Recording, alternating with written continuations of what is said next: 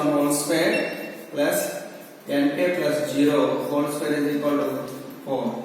Okay, ఇక్కడ దీన్ని విస్తరించకుండానే మనం ఏం చేస్తామంటే lk l square k square plus 1 k plus b whole square అనే ఫార్ములా విస్తరించకుండానే మనం k ని ప్రతిక్షేపించుకుంటాం ముందుగానే. So therefore k is equal to ఇక్కడ k is equal to minus 1 by m. k is equal to minus 1 by m. minus 1 by m.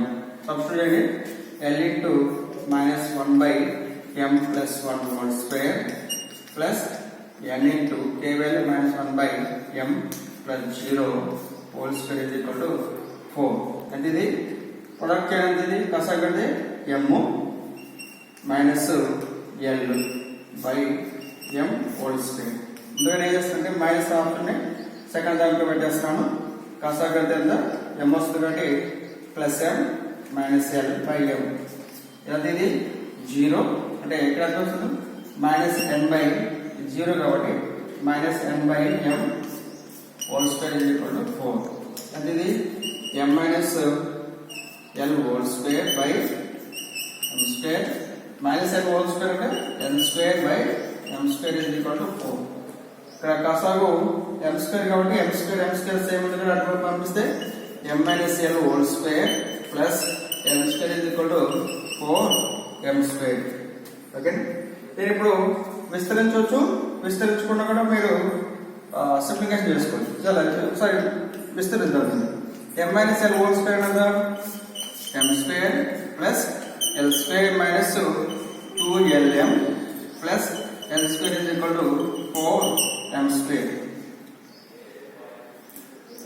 ఓకేనా, ఇటువైపు తీసుకొస్తే first l రాద్దాం. l square minus l square plus m square, ఇటువైపు వస్తే m square minus 4m square. ఈ రెండు ఒక దగ్గర రాసుకుంటే ఇటువైపు మైనస్ m స్క్వేర్ వస్తుంది. Next plus l square minus 2lm is equal to 0. So m square రాశాను, l స్క్వేర్ రాశాను, m స్క్వేర్ ఇటువైపు వస్తే మైనస్ m స్క్వేర్ అయిపోయింది కదా. నెక్స్ట్ n స్క్వేర్ రాశాను మైనస్ ప్రోడక్ట్ లో minus 2lm is equal to 0. అంటే l square plus l square minus m square minus 3m square అంటే 4m స్క్వేర్ అంటే 3m square plus l square minus 2lm is equal to 0. దీని నుంచి మనం ఏంటంటే l ఎప్పుడు n ని తొలగిస్తే వచ్చినట్టు సమీకరణమే మనకి షేప్ యొక్క సమీకరణం అవుతుంది. చూడండి, l equation l square minus 3m square plus n square minus 2lm is equal to 0. ఇక్కడ ఫ్రమ్ ఈక్వేషన్ 2 నుంచి చూడండి x minus 1 by l is equal to k కదా. So that x minus 1 by k is equal to l అవుతుంది.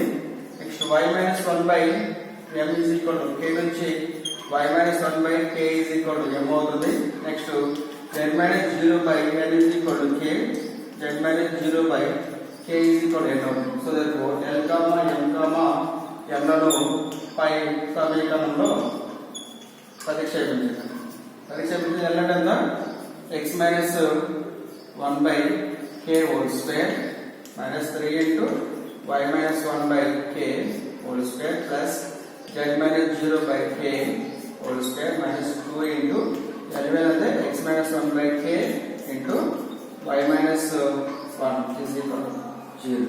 అంటే ఇది x minus 1 whole square by k square minus 3 into y minus 1 whole square by k square plus z square by k square minus 2 into x minus 1 into y minus 1 is equal to 0 by k. x minus 1 by l కాబట్టి x minus 1 by k, m కాబట్టి y minus 1 by k, k into k ఎంత by k square. ఇరవై ఏం చేస్తారంటే అన్ని k square కాబట్టి k square తొలగించడం cancel అయిపోయింది. k స్క్వేర్ తొలగించడం ఎంత x minus 1 whole square minus 3 into y minus 1 whole square plus z square minus 2 into x minus 1 into y minus 1 is equal to 0. ఇది మనకి ఇది కావలసిన శంకు సమీకరణం అవుతుంది. ఇప్పుడు ఈ సింపుల్ సమీకరణం మనం విస్తరించుకోవచ్చు. x minus 1 whole square minus 3 into y minus 1 whole square plus z square 2 into x minus 1 into y minus 1 product చేసుకొని దీని యొక్క సొల్యూషన్ చేసుకోవచ్చు. అది చూడండి, ఇంతవరకు సరిపోదు కొంతవరకు అయితే. ఇంకా దీన్ని ఎక్స్ప్లెయిన్ చేయాలంటే x minus 1 whole square అంటే x minus 1 whole square x square plus 1 minus 2x next minus 3 into y square plus 1 minus 2y plus z square minus 2 into x into y xy x into 1 x minus y plus 1 is equal to 0. దీని నుంచి మనకి x square minus 3y square plus z square minus 2x ఇక్కడ minus 2x ఇక్కడ minus 2x ఇక్కడ 2x next ఎంత minus 6 plus 6y ఇక్కడ plus 2y next ఇక్కడ next ఇది minus 2xy నెక్స్ట్ స్థిర పదాలు plus 1 minus 3 minus 2 is equal to 0. దీని నుంచి ఈక్వేషన్ ఏంటంటే x square minus 3y square plus z square minus 4x next plus 8y minus 2xy next minus 3 minus 5 plus 1 minus 4 is equal to 0. దీన్ని simplify చేస్తూ వచ్చినటువంటి సమీకరణం ఇలాగా వచ్చి లేదా ఇలాగా ఉండొచ్చు.